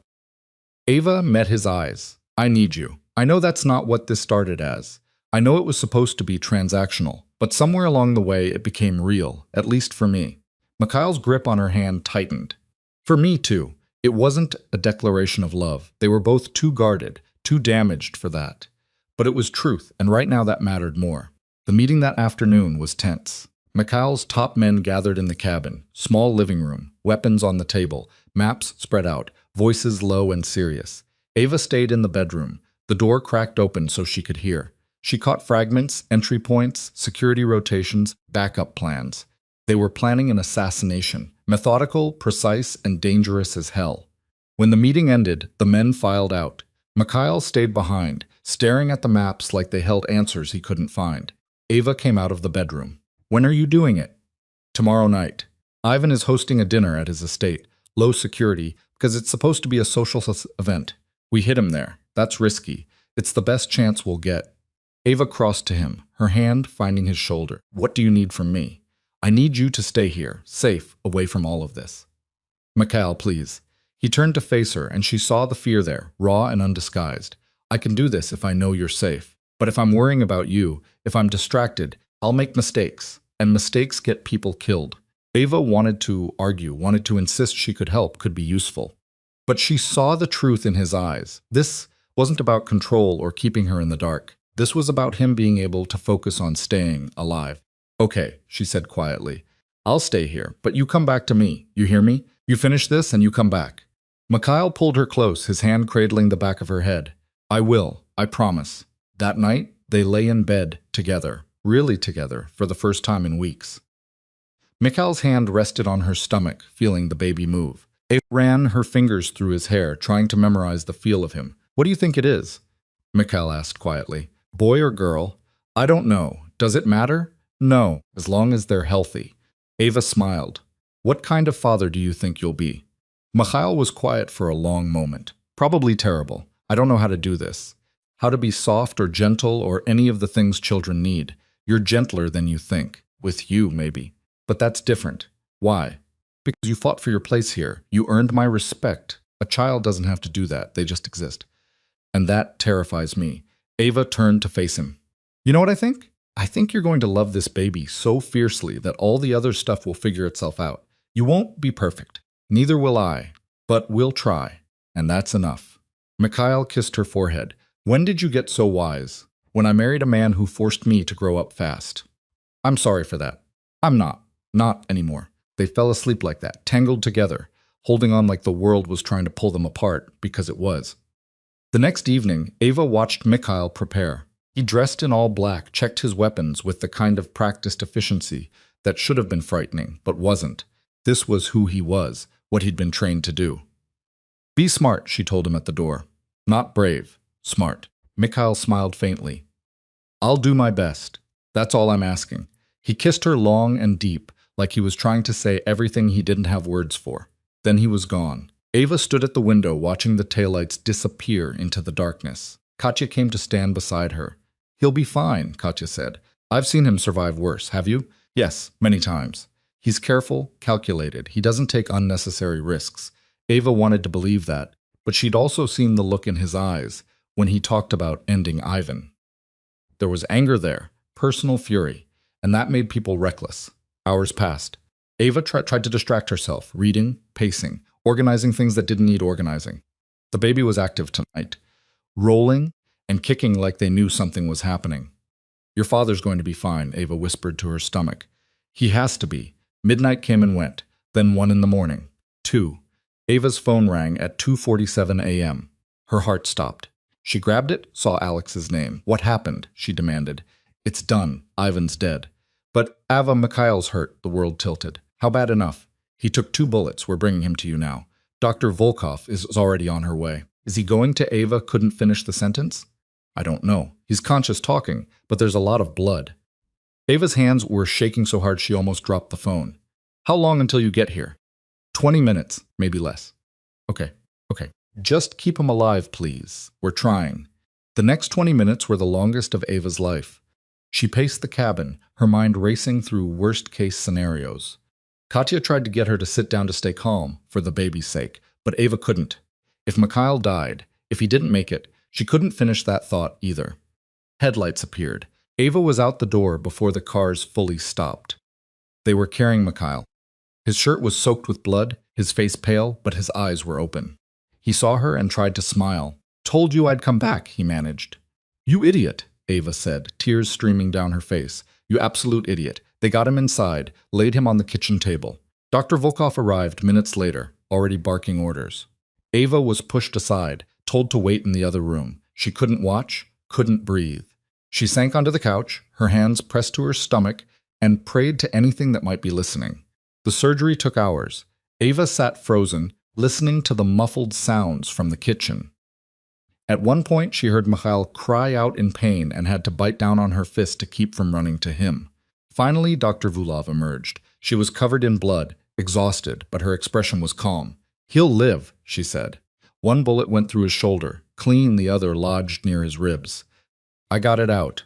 Stop the bleeding. He needs rest and antibiotics, but he'll recover. Ava's knees went weak. She would have fallen if Katya hadn't caught her. Can I see him? She whispered. Yes, but he's sedated. He probably won't wake up for a few hours. Ava didn't care. She went into the kitchen where Mikhail lay on the table, now covered with clean sheets, bandages wrapped around his torso and shoulder. His breathing was steady, his face peaceful. She pulled a chair beside him and took his hand. You came back, she whispered. You stubborn, reckless man. You came back. She sat there all night holding his hand, feeling the steady beat of his pulse against her fingers. Proof that he was alive, that they'd survived this. As dawn broke, Mikhail's eyes finally opened. He looked at her disoriented. Hey, he said, his voice rough. Hey, yourself. Did we win? Ava laughed through her tears. You're asking me if you won while you're lying here, shot twice. I need to know if it worked. Ivan's dead. Your men are saying it was clean. No witnesses. His allies are scattered. Mikhail closed his eyes, relief washing over his face. Good. That's good. You could have died. But I didn't. Mikhail, I know. I'm sorry, but it's over now. We're safe. Ava wanted to yell at him, wanted to tell him how terrified she'd been, how she'd imagined a future without him, and couldn't breathe through the panic. But instead, she leaned down and kissed him gently. Don't ever do that to me again, she whispered. I'll try. Not good enough. Mikhail's hand came up to cup her face. Then I promise. No more unnecessary risks. Not now. Not with you and the baby depending on me. That's better. He started to say something else, but a wave of pain crossed his face. Ava reached for the pain medication Dr. Vulov had left. Here, take this. Mikhail swallowed the pills, then settled back. Stay with me. Where else would I go? His hand found hers again. Within minutes, he was asleep. Ava sat there, watching him breathe, feeling their baby move inside her, and realized something that both terrified and comforted her. This was her life now. Not the life she'd chosen at 20, but the one she'd fought for, adapted to, claimed as her own. And she wouldn't trade it. Not for safety, not for normally, not for anything, because somewhere in the chaos and violence and fear, she'd found something real. She'd found him, and he'd found her, and together they were building something worth protecting. Mikhail's recovery was slow and frustrating. He was the kind of man who hated being still, who needed to be moving, controlling, managing. Being confined to bed with 2 bullet wounds made him impossible. "I need to check the supply routes," he'd say, trying to sit up. Ava would push him back down. "Your men are handling it. They don't know the new protocols. Then they'll learn. You need to heal." "Ava, no. Doctor's orders and mine." He'd glare at her, then wozed, because glaring required tensing muscles that were still stitched together. Ava would hand him more pain medication, and he'd take it, grumbling, but were quiet moments, too. Times when the medication made him drowsy and honest, in ways he never was when fully alert. One afternoon, 3 days after the shooting, he reached for her hand. "I'm sorry," he said. Ava looked up from the book she'd been reading. "For what? For all of it? For buying you? For forcing you into this world? For making you watch me nearly die?" Ava set down the book. "You didn't force me to stay. You gave me the choice. Remember, I chose this. You shouldn't have had to choose. Maybe not, but I did. And I'd make the same choice again." Mikhail studied her face. "Why?" Ava thought about it. Really thought about it. "Because you saw something in me that I didn't see in myself. You pushed me to be stronger, smarter, more capable than I ever thought I could be. You didn't treat me like I was fragile, or stupid, or disposable. You treated me like I mattered. You do matter. I know. That's why I stayed." Mikhail pulled her closer carefully, mindful of his injuries. "I love you. I don't think I've ever said that before to anyone, but I love you." Ava's breath caught. She'd known it on some level, had felt it in the way he protected her, the way he looked at her, the way he'd risked everything to keep her safe. But hearing him say it made it real. "I love you too," she whispered, "even though you're stubborn and controlling, and you make terrible decisions when you're angry." Mikhail laughed, then groaned. "Don't make me laugh. It hurts. Then stop being lovable. I'll try." They sat there in comfortable silence. Ava's head resting carefully on his uninjured shoulder, feeling the baby move between them. It was the most peaceful moment they'd had in months. But peace, Ava was learning, was always temporary in their world. Mikhail was back on his feet 2 weeks later against Dr. Vulov's advice. He moved stiffly, favoring his right side, but he moved. And with movement came the return to business. The power vacuum left by Ivan's death was substantial. His territory, his operations, his contacts, all of it was up for grabs. Mikhail's men were already moving in, securing what they could, but there were others circling too, rivals who saw opportunity in the chaos. "We need to consolidate quickly," Mikhail said at a meeting with his top people. Ava sat beside him now, no longer just an observer, but an active participant. Before someone else decides they want what Ivan left behind, what about his lieutenants? One of the men asked. "Some of them are still operational. Offer them a choice. Work with us or find new employment, but make it clear there's no third option." And if they choose wrong, Mikhail's expression went cold. Then they chose wrong. Ava watched the meeting unfold, watched Mikhail operate with the kind of ruthless efficiency that had built his empire. But she also saw the toll it took. The tension in his shoulders, the way he unconsciously touched his injured ribs. He was strong, but he wasn't invincible. After everyone left, Ava confronted him. "You're pushing too hard. You need more time to recover. I don't have time. If I show weakness now, everything falls apart." "You're not showing weakness. You're showing common sense." Mikhail shook his head. "In this world, there's no difference." Ava grabbed his arm, forcing him to look at her. "Then change the world. You keep saying it's impossible, but you haven't tried. You just keep playing by the same rules that almost got you killed. And what would you have me do? Walk away? Retire? Become a civilian? No, but you could build something different, something that doesn't require you to risk your life every other week." Mikhail pulled away, walking to the window. "This is all I know, Ava. Violence, power, control. I don't know how to be anything else. Then learn. The same way I learned your language. The same way I learned to fight. You're not stupid. You're just scared. He turned sharply, anger flashing in his eyes. I'm not scared. Yes, you are. You're terrified of being vulnerable, of admitting that maybe there's more to life than survival and dominance.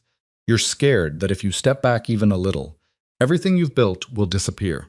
Because it will, maybe, or maybe it'll transform into something better. They stared at each other, the tension thick between them. Finally, Mikhail's shoulders sagged.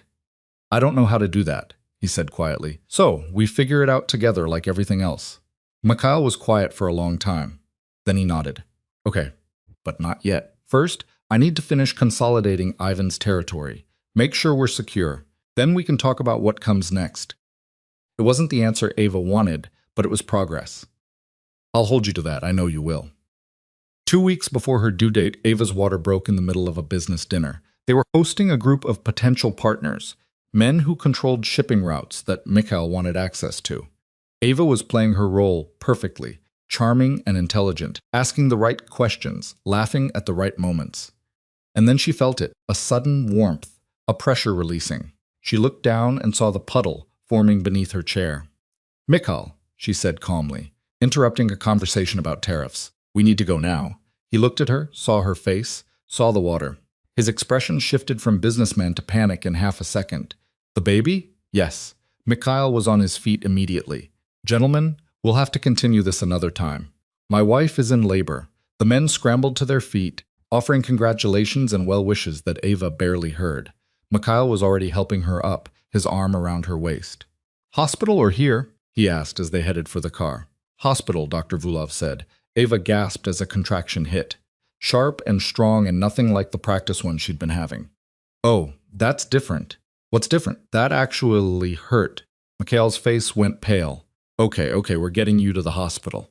The drive was a blur of contractions and breathing exercises, and Mikhail gripping her hand so hard she thought he might break it. When they arrived at the private hospital, Dr. Volkov had arranged. There was already a team waiting. They got Ava into a room, into a gown, hooked up to monitors. The contractions were coming faster now, harder. Ava had taken classes, read books, thought she was prepared. She wasn't prepared. This is awful, she gasped between contractions. Why didn't anyone tell me it would be this awful? Mikhail was beside her, looking helpless in a way she'd never seen. What do you need? What can I do? Invent time travel and prevent me from getting pregnant. Despite everything, Mikhail laughed. Little late for that. Dr. Vulov checked her progress. You're at 6 centimeters. Still a ways to go. How many more ways? 4 centimeters? Could be an hour. Could be 6. Ava wanted to cry, but instead, she grabbed Mikhail's hand and squeezed through the next contraction. It was 4 hours. 4 hours of pain that made Ava reconsider every decision she'd ever made. But Mikhail stayed beside her the entire time, letting her squeeze his hand, curse at him, blame him for this entire situation. I hate you right now, she gasped. I know, I'm never doing this again. Okay, I mean it. I believe you. Another contraction. Ava screamed. Finally, Dr. Vulov said the words Ava had been waiting for. You're ready to push. What followed was the hardest physical effort of Ava's life. Harder than any training session with Alexei. Harder than anything she'd ever imagined. But with Mikhail beside her, with Dr. Volkov coaching her through it, she pushed and pushed and pushed. And then at 3:47 in the morning, a baby's cry filled the room. It's a girl, Dr. Vulov announced, holding up a tiny, squirming, perfect human. Ava was sobbing. Mikhail was crying, actually crying, tears streaming down his face. Dr. Vulov placed the baby in Ava's chest, and the world narrowed to that moment. This tiny person covered in vernex and blood and utterly beautiful. Hi, Ava whispered. Hi, baby girl. We've been waiting for you. The baby's eyes opened, dark, unfocused, trying to make sense of this bright new world. Ava touched her tiny hand, and the fingers curled around hers instinctively. Mikhail leaned down, his hand covering both of theirs. She's perfect, she is. They stayed like that for a long time, just the three of them, in a bubble of exhaustion and joy and overwhelming love. Later, after Ava had been cleaned up and moved to a recovery room, after the baby had been weighed and measured and declared healthy, Mikhail sat in the chair beside the bed holding his daughter. He looked terrified. I have no idea what I'm doing, he said. Neither do I, but we'll figure it out. What if I mess her up? What if I'm too hard on her or too controlling? Or Mikhail, look at her. He did. The baby was sleeping, her tiny chest rising and falling, her face peaceful. You love her already, Ava said. I can see it, and love is the foundation for everything else. We'll make mistakes. Probably a lot of them, but we'll also show up every day and try to do better. That's all anyone can do. Mikhail looked at Ava, his expression vulnerable in a way she'd never seen. I want to be a good father. Then you will be. It's that simple. They named her Sophia. No middle name, no family tradition, just Sophia. Clean and beautiful and entirely her own. The first weeks were chaos. Ava had read about newborn sleep schedules, but reading about it and living it were completely different things. Sophia woke every 2 hours demanding to be fed, changed, held. Ava was exhausted in a bone-deep way she hadn't known was possible. But Mikhail surprised her. He took to fatherhood with the same intensity he brought to everything else. He learned to change diapers, to swaddle, to rock Sophia to sleep at 3 in the morning so Ava could rest. He read parenting books with the focus of someone studying for war.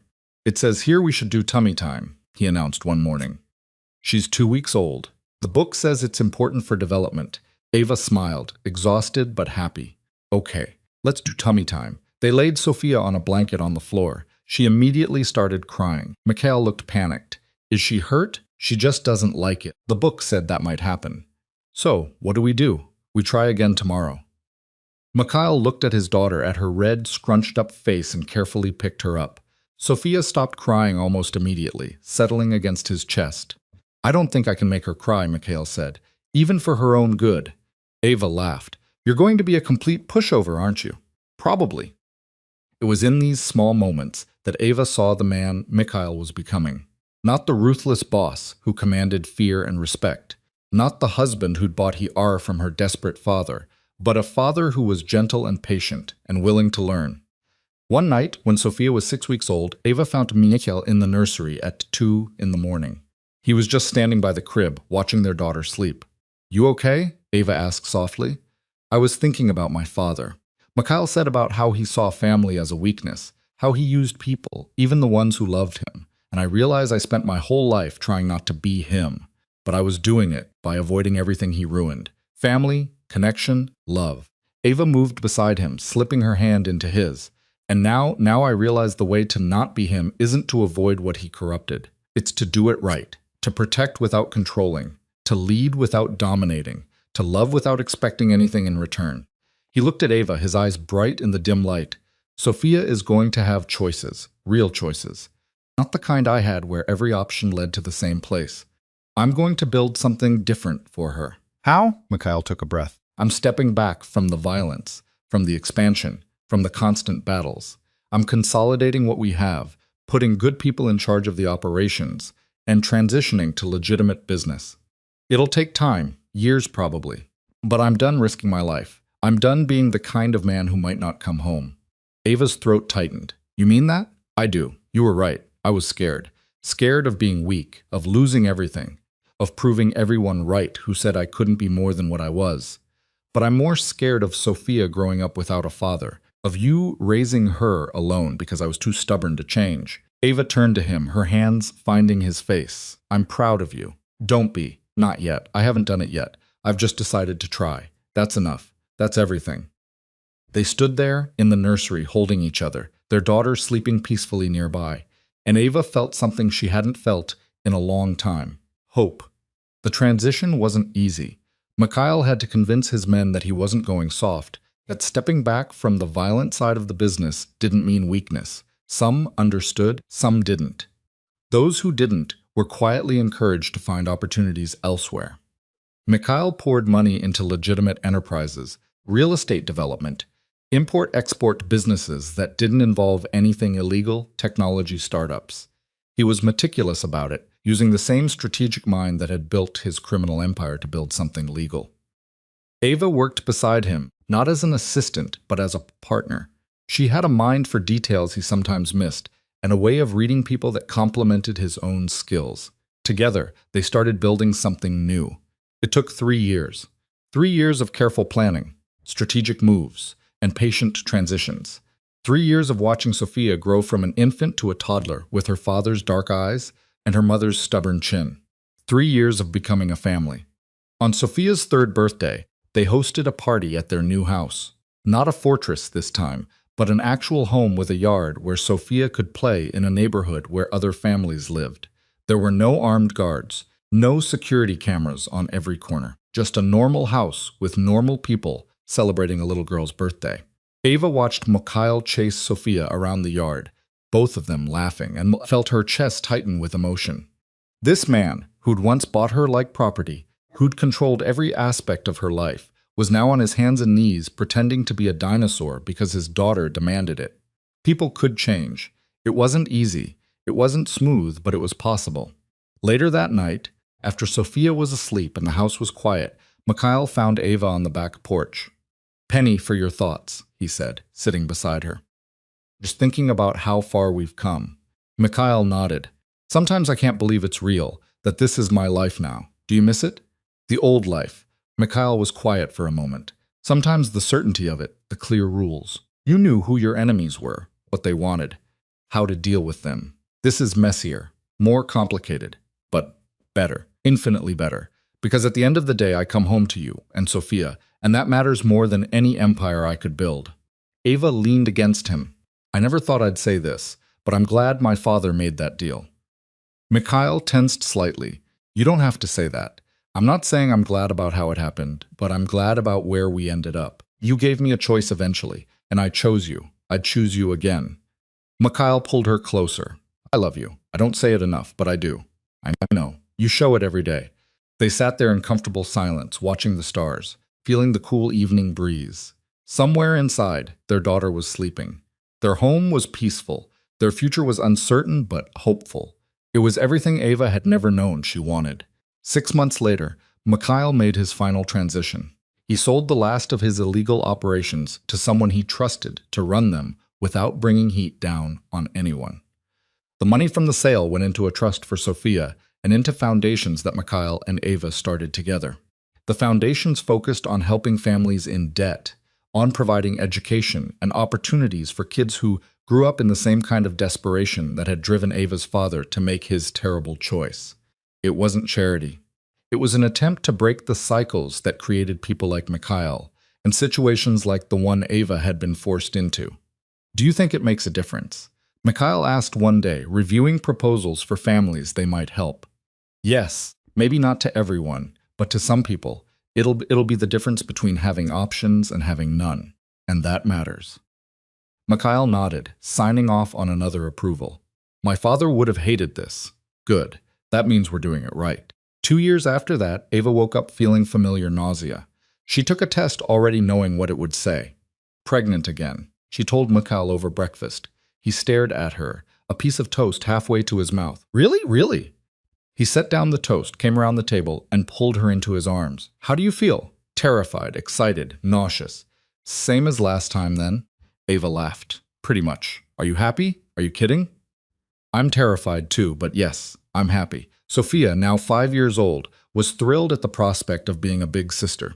She immediately started planning all the things she'd teach the baby, all the games they'd play, all the rules the baby would need to know. "The baby has to listen to me," she announced seriously. "Because I'm older and I know more." "We'll see about that," Ava said, trying not to smile. "And the baby can't touch my toys without asking." "That seems reasonable. And the baby has to like dinosaurs because dinosaurs are the best." Mikhail scooped her up. "What if the baby likes something else, like unicorns?" Sophia considered this very seriously. "Then I guess I'll have to learn about unicorns." "That's very generous of you." "I know. I'm a good big sister already." The second pregnancy was easier than the first. Ava knew what to expect this time, and her body seemed to remember what to do. Mikhail was less panicked, more confident. They'd done this before, they could do it again. Their son was born on a clear spring morning. Lucas, 8 pounds, healthy lungs, and a shock of dark hair that made the nurses laugh. "He looks just like you," Ava told Mikhail, exhausted but happy. Mikhail stared at his son with the same wonder he'd shown when Sophia was born. "He's perfect. They both are." Sophia met her brother that afternoon, approaching the hospital bed cautiously. "Is that him?" she whispered. "That's him, Lucas. He's really small." "You were small once, too." Sophia reached out carefully and touched Lucas's hand, his tiny fingers curled around hers. Sophia's eyes went wide. "He likes me," she breathed. "Of course he does. You're his big sister." Sophia looked up at Ava, her expression serious. "I'm going to protect him forever." Ava's eyes stung with tears. "I know you will, sweetheart." Mikhail put his arm around Sophia, pulling her close. We'll all protect each other. That's what families do. 10 years later, Ava stood in the backyard of their home, watching her children play. Sophia was 15 now, tall and confident and terrifyingly smart. Lucas was 10, quieter than his sister, but with his father's intensity and focus. They were good kids, not perfect. They fought sometimes, tested boundaries, made mistakes, but they were kind, thoughtful. They had choices, real choices about who they wanted to be. Mikhail came to stand beside her, his hair showing gray now at the temples. "What are you thinking about?" he asked. "About how different everything is from where we started." Mikhail slipped his arm around her waist. "Do you ever regret it? Any of it?" Ava thought about that question. Thought about the terrified 20-year-old who'd arrived in a cab to marry a stranger. Thought about the fear, the anger, the slow transformation from victim to survivor to something more. "No," she said honestly. "I don't regret it because it led here to this life, to our children, to us. Even knowing what you know now, what you had to go through, even knowing everything. Because you gave me something my father never could. You gave me choices, real ones. You let me become someone I never knew I could be." Mikhail pulled her closer. "You did that yourself. I just stopped standing in your way. We both changed each other." Yes, we did. They stood there watching their children, feeling the weight of the years and the lightness of the present moment. It hadn't been a fairy tale. It hadn't been smooth or easy or without pain. But it had been real, and it had been worth it. That night, after the kids were in bed, Ava found the notebook where she'd been writing memories, things she wanted to remember, things she wanted her children to know someday. She wrote, "I was sold into a marriage I never chose. That's how this story begins. But that's not how it ends. It ends with choice, with transformation, with two broken people who learned to build something whole together. I won't pretend it was easy. I won't pretend. There weren't moments I wanted to run, to give up, to choose the safety of what I knew over the danger of what I didn't. But I stayed, not because I had to, but because somewhere in the darkness, I found something worth fighting for. Your father is not a perfect man. Neither am I a perfect woman. We made mistakes. We hurt each other. We stumbled through becoming partners, becoming parents, becoming the people we needed to be for each other and for you. But we also loved each other fiercely, imperfectly with everything we had. And we built this life. Not the one we planned, not the one we expected, but the one we chose together. If you take anything from our story, let it be this. You are not defined by where you start. You are not trapped by the choices other people make for you. You always have the power to transform your circumstances into something better. It won't be easy. It won't be smooth. But it's possible. We are proof of that. Ava closed the notebook and looked around the room. Family photos on the walls. Sophia's artwork from elementary school. Lucas's collection of rocks he insisted were treasures. The comfortable mess of a life actually lived. Mikhail appeared in the doorway. "You coming to bed?" Ava smiled. "Yeah, I'm coming." She stood, taking one last look at the notebook, then followed her husband upstairs. Outside, the world kept turning, but inside these walls, in this life they'd built from the ruins of a forced beginning, there was peace. Not perfect peace, not uncomplicated peace, but the kind that came from knowing you'd survived the worst and found your way through to something real. And in the end, that was everything.